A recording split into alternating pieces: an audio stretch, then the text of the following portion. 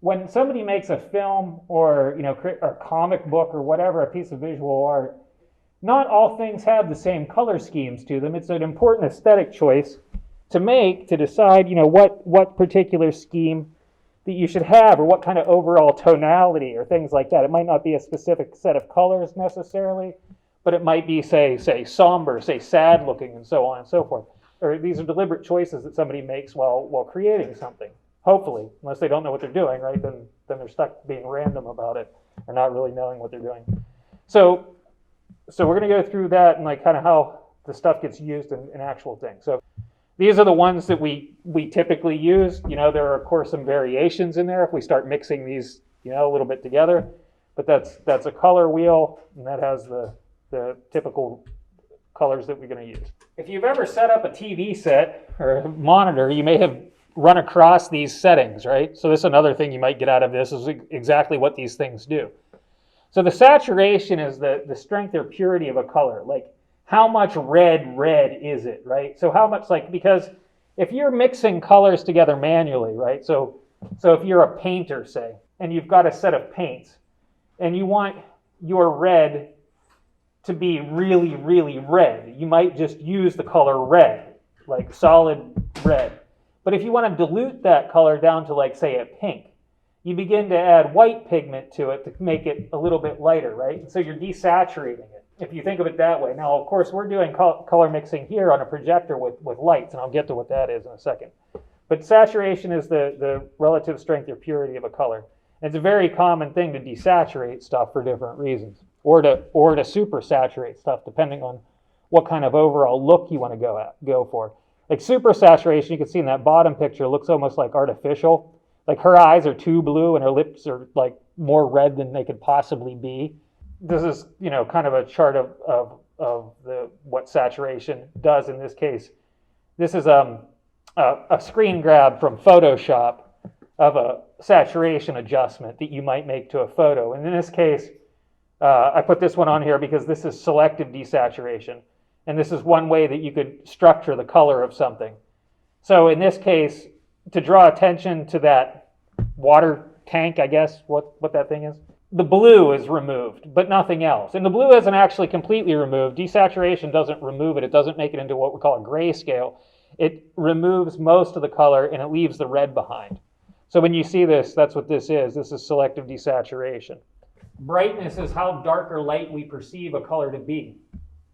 And you can see on this scale here, right, when it's just above maximum brightness, it goes back to white. And then down there at minimum brightness, it goes to a point that is absolute black. So those are the two extreme ranges. One has no information in it because it's too dark. The other has no information in it because it's too bright. If you're ever taking a photograph, if you're going to make a mistake towards the dark, not towards the light, because you can sometimes get a picture out of something that's too dark, but if you lose the color information because it's too bright, you can't do anything with it. It's different for film, though. So this is contrast. What contrast is talking about is, in any given picture, the difference between the lightest and the darkest area. Here, right here, where there's white above black. If you put those two together, that's the most contrast you can get. So that would, if we have those two side by side, we have what's called a high contrast image. Now down over here, where these shades of gray that are not that much different from one another, right? That's a low contrast image. You can think of different ways these get used, like in some soft portraiture or something. It's probably going to have low contrast, think of people's senior pictures or wedding photos or something. But if you have some kind of album cover, you start to see this kind of stuff used because it looks more gritty, kind of. And I said before, I was talking about when I was talking about saturation and the color mixing that you do while you're painting, adding different colored pigments together gets you different hues. Well, that's called additive color mixing. With light, it's a little bit different because we don't use the physical substance, right? We don't use the paint, but we do use 3 different colored lights, right? So that projector in it up there has 3 different colored lights in it. It has a red one, a green one, and a blue one. And those 3 mixed together in different levels of intensity can create millions of colors. We don't need more than those three to create all the different colors that you can possibly see on this screen. Those are all just those three. Same's true for like my laptop screen or your phone screen. The difference is that those are charged pixels, and each one is a red, blue, and a green one, and they charge up in different levels to give you all the millions of colors that you can actually see on the screen. So it's red, RGB is red, green, and blue. All video devices or electronic devices that have color, at least everyone that I've ever heard of, runs on an RGB thing. It's different if you work with paint or if you work with ink. Ink uses like magazines and stuff will often, most of the time, use a color palette called CMYK, which is cyan, magenta, yellow, and black, and they mix those together to create all the different colors that you can see. But the same applies. You'll get the millions of color just from mixing those different ones together.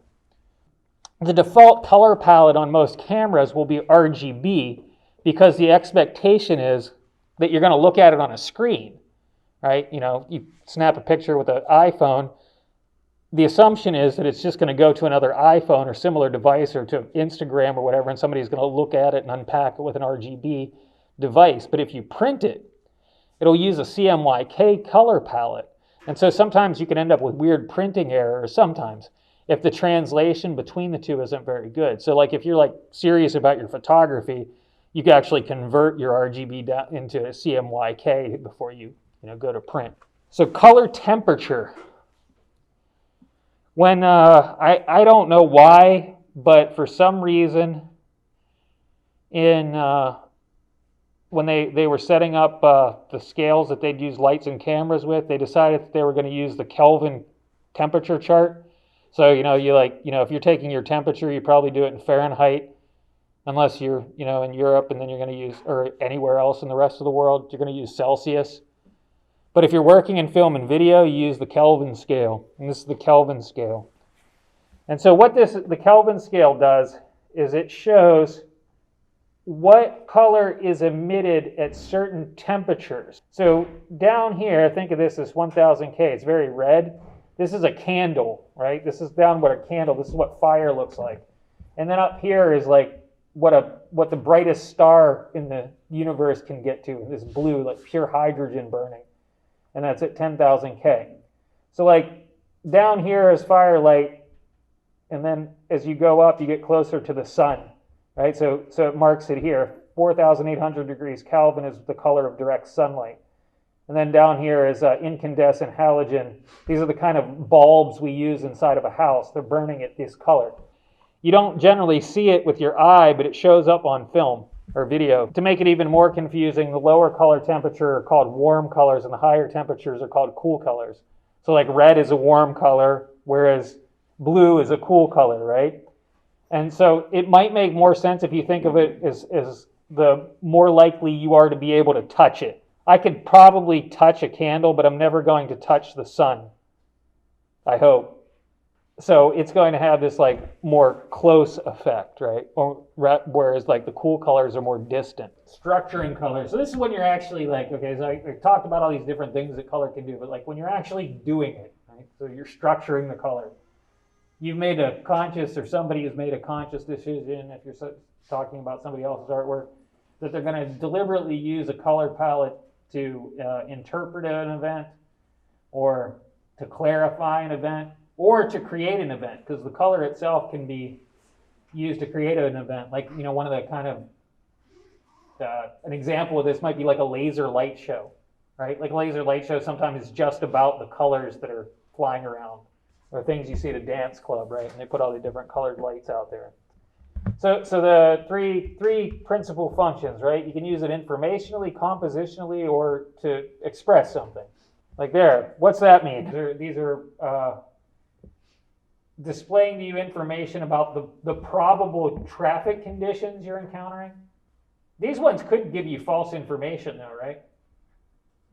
If there's a green light, that doesn't mean that somebody else isn't plowing through the intersection, right?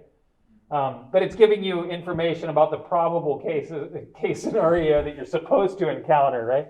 So this is an informational use of color, right? It's conveying some information about the traffic conditions that you're gonna encounter. I like to bring this one up because it's one of these things like, I talked about in that video that I uploaded about like the word pipe and all the different meanings of it, right? So like when you see somebody wearing a green shirt, you just don't go start running past them, right? Or when you see, somebody wearing red or a red painted building, you don't stop at it.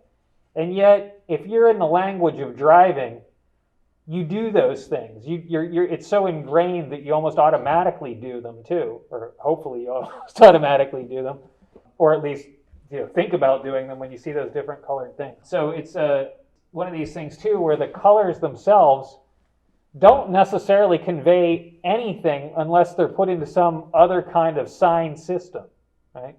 So in this case, in the language of driving, a red light means something very different than like a green light might mean, on a Christmas tree. So here's another informational use of color here. The weather map, the concept of warm and cold colors here, right? Where it's the coldest, they've got like light blue, and then where it's the hottest down here, it's red. This thing's useful. This kind of color-coded map is pretty useful if I want to convey information quickly. However, the problem with this kind of display of information is that it's not specific, right? If you ever look at when there's tornadoes or something, when they say tornadoes are touching down in an area, they'll show these big swaths, like big red area of like tornado area, and it'll stretch, across the whole Midwest sometimes.